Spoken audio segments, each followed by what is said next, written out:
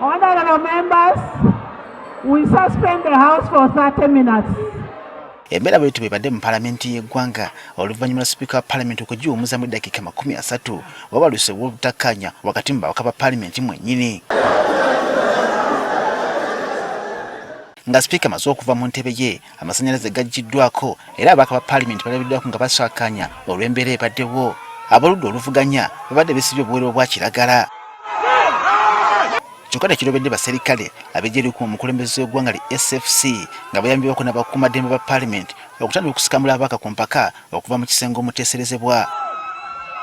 Obafulumiziddwa ye mubaka omukyalo wa Kampala Shamimu Malende ng'ono obusuuti gyabadde yeenaanise kate mwambulwemu. Kino kireetedde ababaka ba palamenti abalala okulayo enduulu nga palamenti yabadde erumbiddwa amagye.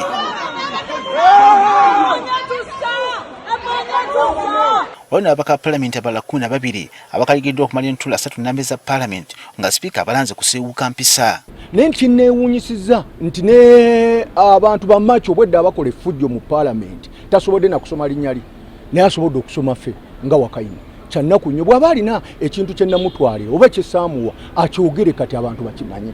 Ate nga mulimu n'ababaka abamu ab'effujjo abadde balikola naye nga BNRM tebasomeddwa ku mannya ago abalina okukola ki okufulumizibwa. Naye olw'okuba nti mpogganye nnyo n'okwagala okukuuma ekitiibwa kya palamenti nti amateeka galina okugobererwa nti ababaka abazze muffe nga bakola effujjo n'abo abamu abaluubirira okutulabisa mu kifaananyi ekibi bagobebwemu naye bakirabye nga nzoba akola ki avumaganya palamenti. Okusinza ku baludda oluvuganya gavumenti waliwo ababaka abakwatiddwa nga n'abamu tebamanyiddwako gye batwaliddwa.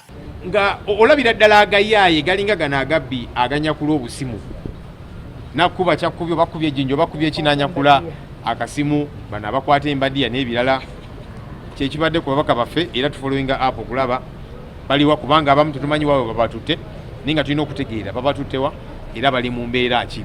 Embeera bweyongedde okutaama bannamawulire bagwa mu kisenge omuteeserezebwa ne bakakasingibwa baggaliddwa.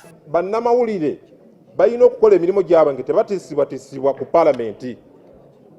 Tukirabyeko nti bannamawulire olwaleero babadde bakola emirimu gyabwe ne tulaba abasajja abakuumaddembe betamanyi na ku palamenti nga ate si bapoliisi ba palamenti ne bajja ne bafulumya bannamawulire. Ekyo tukivumirira. Mu kavuvungano kano omubaka wa munisipali y'Emityana Francis Zaake addusiddwa mu ddwaliro oluvannyuma lw'okutimpula mubaka munne Anthony Akol. Omutwe gunnuma nnyo